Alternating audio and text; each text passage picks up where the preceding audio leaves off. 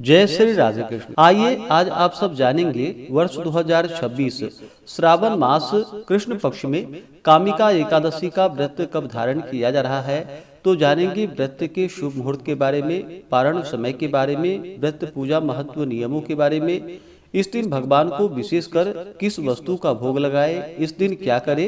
तो आइए जानते हैं इन सबों के बारे में। श्रावण मास कृष्ण पक्ष में पड़ने वाली एकादशी को इसे कामिका एकादशी के नाम से जाना जाता है। यह व्रत चतुर्भुजी भगवान विष्णु का व्रत है। इस दिन के व्रत को शालिग्राम पूजन भी माना जाता है तथा तुलसी जी की मंजरी से भगवान का पूजन किया जाता है। यह व्रत सांसारिक बंधनों से छुटकारा पाने के लिए श्रेष्ठ व्रत है। इस व्रत को करने वाला धन, वैभव, पुत्र, पौत्रादिक सुख भोगता है। इस दिन भगवान का गंध पुष्प, धूप, दीप आदि से पूजन करनी चाहिए, विशेष करके जो कि गौ दुग्ध की प्रधानता है। भगवान का गौ दुग्ध से अवश्य ही पूजन करे, यानी कि भगवान को गाय का दूध अर्पित करे। उससे भगवान को अवश्य ही स्नान इस दिन करवाए और जो भी व्रती हैं उनको भी गौ दुग्ध का यानी कि गाय के दूध का पान करना चाहिए, उसे पीना चाहिए। इससे अनंत फलों की प्राप्ति होती है। श्रावण मास कृष्ण पक्ष की एकादशी तिथि प्रारंभ समय 8 अगस्त 2026 दिन शनिवार दोपहर 2:01 और एकादशी तिथि की जो समाप्ति है वह 9 अगस्त 2026 दिन रविवार सुबह 11:06 पे एकादशी तिथि की समाप्ति है।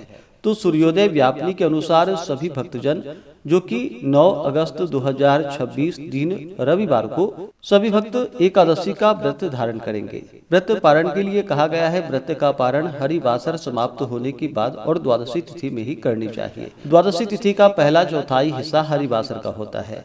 द्वादशी तिथि प्रारंभ समय 9 अगस्त 2026 दिन रविवार सुबह 11:07 और द्वादशी तिथि की जो समाप्ति है वह 10 अगस्त 2026 दिन सोमवार सुबह 8:02 पे द्वादशी तिथि की समाप्ति है। हरिवासर समाप्त होने का समय जो कि 9 अगस्त 2026 शाम 4:21 पे हरिवासर की समाप्ति है। ऐसे में सभी भक्तजन व्रत का पारण जो कि 10 अगस्त 2026 दिन सोमवार सुबह 5:47 से सुबह 8 बजे तक व्रत का पारण संपन्न कर लेंगे। कामिका एकादशी व्रत का पारण जो कि दुर्वा दलेन पारणम, दुर्वा दल से यानी कि दुभी से व्रत का पारण है। यह संभव ना हो पाए तो आप जल, फल या तुलसी दल से व्रत का पारण करें। 9 अगस्त को ब्रह्म मुहूर्त का समय सुबह 3:53 से सुबह 4:41 तक होगा। सूर्योदय का समय सुबह 5:29, सूर्यास्त शाम 6:38 होगा। 9 अगस्त को राहु काल शाम 4:59 से शाम 6:38 तक होगा। प्रातः काल पूजा का शुभ मुहूर्त 9 अगस्त को सुबह 6:56 से सुबह 8:35 तक होगा। अभिजीत मुहूर्त का समय सुबह 11:59 से दोपहर 12:53 तक होगा। शाम को पूजा का शुभ मुहूर्त शाम 6:28 से शाम 7:49 तक होगा। योग जो कि हर्षण होगा रात्रि 2:04 तक, उसके बाद वज्र योग होगा।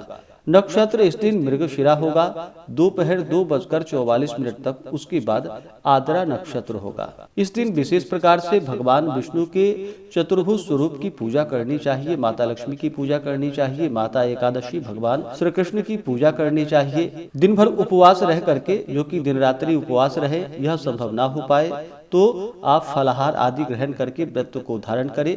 इस दिन भगवान का सुबह के वक्त में और शाम के वक्त में पूरे विधि विधान के साथ गंध पुष्प, धूप, दीप आदि से भगवान की पूजा करें। भगवान को गौ दुग्ध से अवश्य ही स्नान करवाएं और उसे प्रसाद के रूप में ग्रहण भी करना चाहिए। भगवान को तुलसी मंजरी अर्पित करें, तुलसी दल अर्पित करें, धूप दीप दिखा करके अनेक प्रकार के नैवेद्य भगवान को अर्पित करें।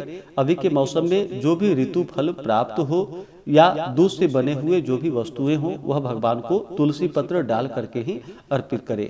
उसके बाद जल से आचमनी करवाएं। मुख शुद्धि के लिए पान पत्र, सुपारी, लौंग, इलायची के साथ में अर्पित करें। द्रव्य दक्षिणा चढ़ाएं। इसके बाद कामिका एकादशी व्रत का का कथा श्रवण करें, भगवान विष्णु के स्तोत्र, चालीसा, मंत्र आदि का पाठ या श्रवण करे, इस दिन विष्णु सहस्त्र नाम, पुरुषोक्त आदि का पाठ या श्रवण करे तो बड़ा ही पुण्य फलदायी होगा। इसके बाद फिर भगवान की आरती, निराजन आदि करे, इस प्रकार से पूजन करे। एकादशी की रात्रि जहाँ तक बन सके जागरण करते हुए समय को व्यतीत करे और द्वादशी की सुबह प्रातः काल उठ करके स्नान करके शुद्ध वस्त्र धारण करके भगवान का पूजन करे, भगवान को भोग लगाए, भगवान की आरती कर ले।